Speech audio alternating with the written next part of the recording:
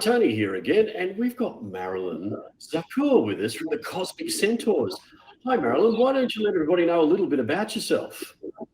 Yeah, absolutely. It's so nice to be here, Tony. Thanks for having me. So I'm Lebanese Canadian living in Dubai. I'm the founder and the CEO of a company called Cosmic Centaurs, and we're a consulting and implementation company. And I guess we'll talk a little bit more about that in a minute, but our focus is on helping leaders and teams rethink the way that they work. That's excellent. I'd like to dig into that a bit deeper, though. So let's talk really about what the Centaurs is really about, because I know there's a lot of things that you do. That was a nice intro to it, but let's talk a little bit more deeper about what you offer as the Cosmic Centaurs. I love that name, Cosmic Centaurs. It makes me feel like I'm on a Star Trek episode, by the way. Yeah, thank you. I'm glad you do. I'm a big science fiction geek, and so that was certainly part of the inspiration. Well, what we do as a company is that, I started the company in the wake of the pandemic, kind of thinking that so many leaders and executives would be faced with new circumstances in how they do work, and so many teams and individuals would have to adjust to a way of working that they'd never really experienced before. But also thinking that, hopefully as the pandemic subsided, we'd have this great opportunity to rethink the way that we work.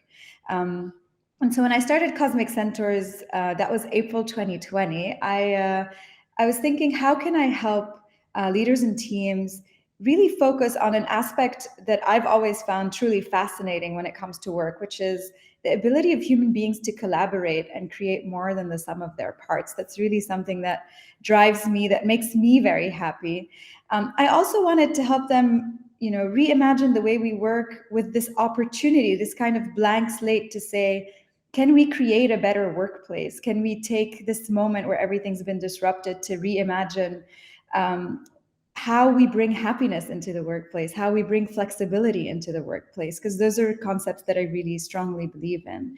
And so as a company, what we do is that we created this framework called the Omnichannel Organization.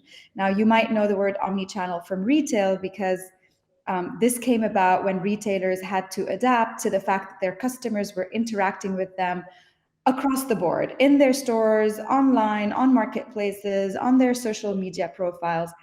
And retailers had to figure out a way to interact with their customer no matter where that customer decided to connect with them. And I really believe that, this started before the pandemic, but the pandemic really accelerated this need for companies to do the same thing for their employees. I think people should be able to contribute from wherever and whenever they want and whichever format. I think we've already started to see regulation evolve, for example, here in the UAE, to adapt to new contract types, to new relationships between employers and employees. And that means that companies have to create the right environment for everybody to be able to add value. So we offer consulting and implementation services through this omnichannel organization framework, where we help companies and individuals to assess their ability to create a flexible work environment, and then identify areas where they need support, and then help them implement change.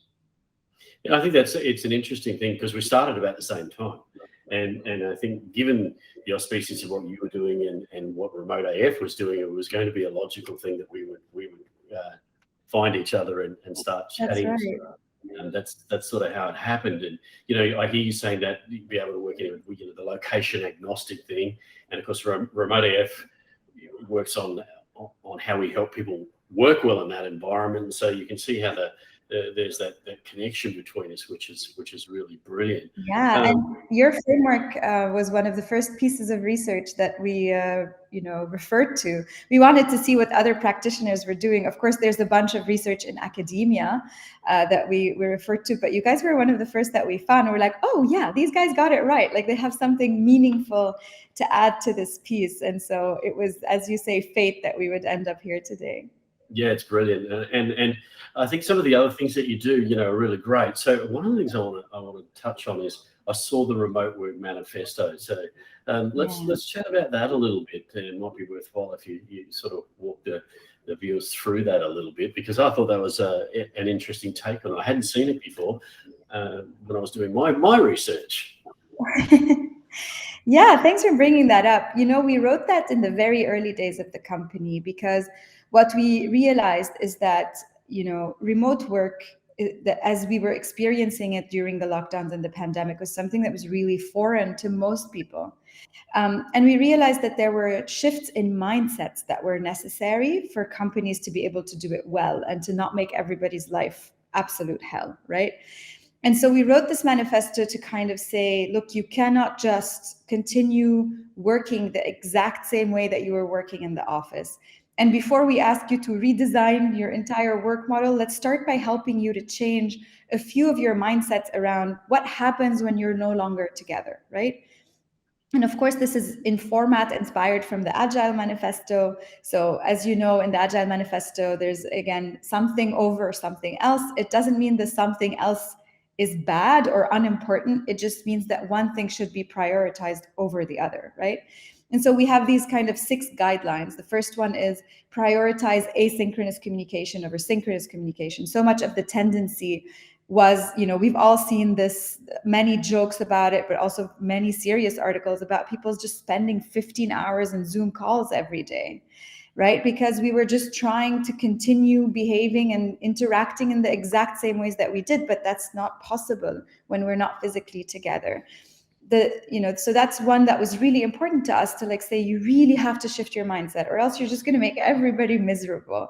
And because you're having more asynchronous communication than synchronous, the next logical one is it's important to document everything. If you go and you look at, remote first or fully remote organizations, and these precede obviously the pandemic, the GitLabs, the automatics, actually one of the first things that they look at when they hire somebody, even if that somebody is a developer, is their writing skills. So if you go and you look at their career pages, that's such an important skill set to have, because you never know when somebody else is going to need access to a piece of information that you hold. And you have to try and make as much of this information explicit as possible, which is actually the next one, explicit feedback over implicit nudges, which is when we're together, we read each other's body language, we kind of understand when we messed up, we know when we did really well. And in the kind of train of Zoom calls, there's no space for this implicit kind of interaction, the sentient presence.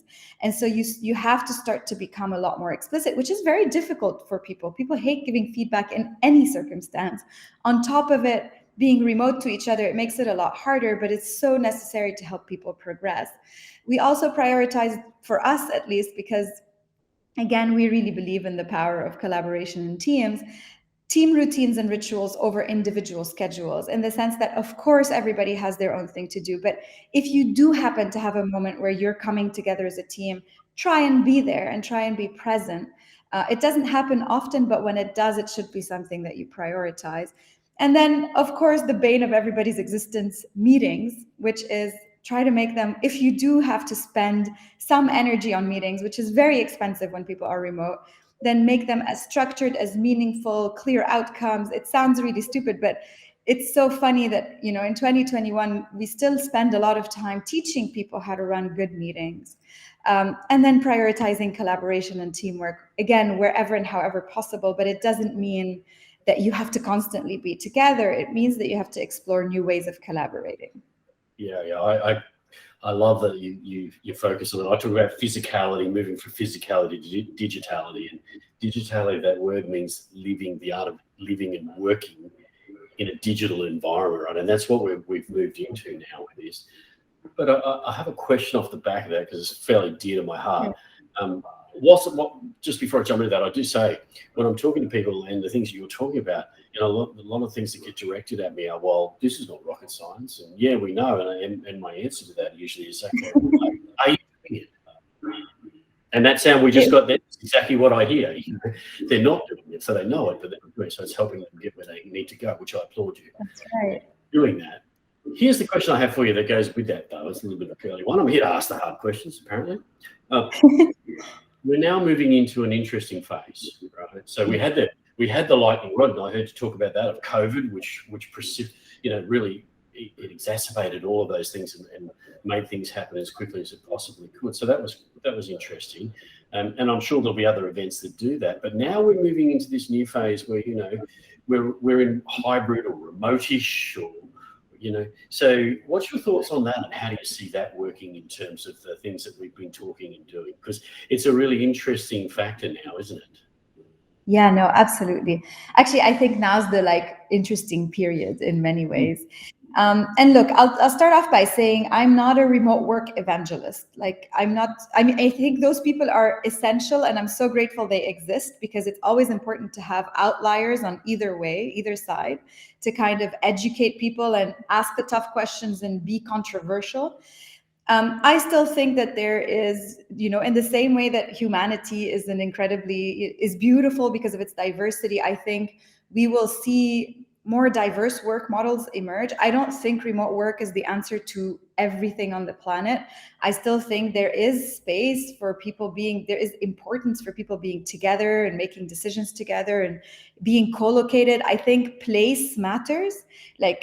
As you said, we're moving into that digitality, but I'm not going to create the exact same company if I was based in Dubai versus if I was based in Milano. It's just not the same energy. There's something about the speed, the local context, the culture. So for me, what I find interesting today is actually that we've been given permission to break some of this is how we do things and that we don't question it moment, right? So the good news is that we can question whatever we want. And then I think that for me, what's more important than saying, should we be remote, should we be hybrid, is can we go back and redesign a human-centric experience for our employees? We've done so much of that for our customers, right? We have design thinking and all of our human-centric methodologies, and we spend so much time listening to what they want and what they need and trying to design the right products and services. And yet we don't afford the same level of generosity for the people who create our company on a daily basis. I don't know if you saw the Future Forum report that Slack put out a couple of weeks ago. The number was that 66% of executives are designing their work policies without input from their employees. Yeah.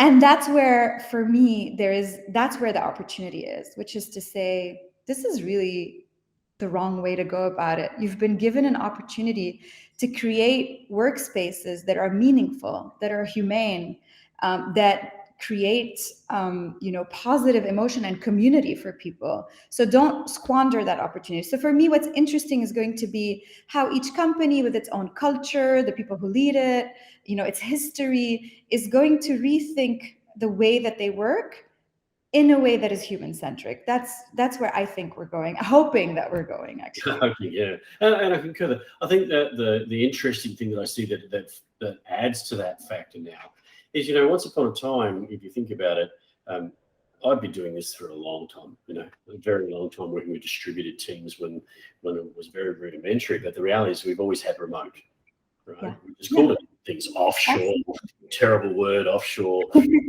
chasing the sun, whatever you like, right? So we've had all those things, but we didn't do it well. But now we've been forced into this because of that lightning rod moment. We're doing it better, but we could still do better. And that's why we formed, Remote AF, because we believe we could bring those things together. I think the interesting moment that's upon us now, though, is that the people, as you said, people have realized that they can work anywhere in the world without having to leave the wonderful places that they live.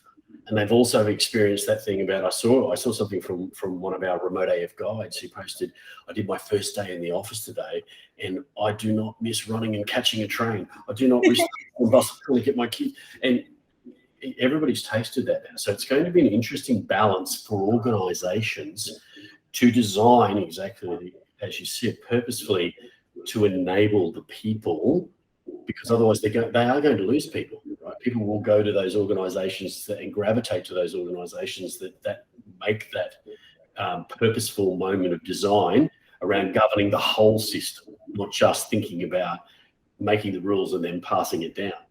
Yeah, exactly. I mean, look, I understand it's really hard to design HR policies that are open to optionality, right? It's so much simpler to just say, okay, guys, we've sat down, we've made this decision. Here's how we're all going to be working.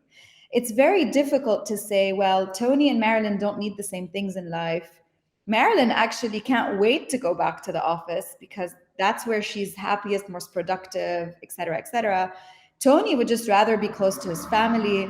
Some other person has another way of living and wanting things out of the way that they work. It's really difficult to create optionality. But the good news is we're starting to see some companies really think about that meaningfully. One example that I really love is Spotify. And they have actually tried to design human-centric and flexible and high optionality experiences for their employees from everything from, and this preceded the pandemic but is continuing today, not just where you work from, but for example, which holidays you celebrate, right? Like yes. in over here in Dubai, there are like, I think, every nationality in the world. Right. And so for some, Diwali is important. For others, it's Ramadan and Eid or Christmas. And you have these companies like Spotify where it's like, well, actually, you can take the day off whenever you want. You don't have to follow the local regulation. Up to you. Or we're going to give you optionality in the benefits. Of course, they've also provided optionality in the workspaces and the work time. And so I think there are examples of companies that have found ways to do this without making it overly complex or impossible to manage or difficult to create a policy around. And so I think we just have to find a way to fight the tendency to oversimplify our work policies. Like I said, we manage complexity for our customers all the time. Let's extend the same generosity to our employees. Yeah, that is a very interesting thought. Yeah, so the other thing that strikes me as we start to move into this is we were chatting the other day, and when we were chatting, we were talking about companies that already pre-pandemic they had started to embrace full working remote, but even say more, and they've thought about some of the things that haven't been thought about so far. So that's the interesting thing I wanted to talk to you about was. So we were talking about the fact that there are certain organizations who are already addressing the fact that, people are working from home, they have to have the right setup. So, if I fall down the steps and I'm drinking a cup of coffee, who's to blame? I don't know. I don't want to go there. But you get my point. And, even your workstation. So they're providing them the ability to actually have people come in and set workstations up or a very large stipend so that people can do that. What's your thoughts on the future of that? I mean, I think, look, actually, we have a colleague in New Zealand. I don't know if you know him. His name is Deepak. He has a company called Remoteability. And he actually provides like a survey for employers around the physical safety of their space at home.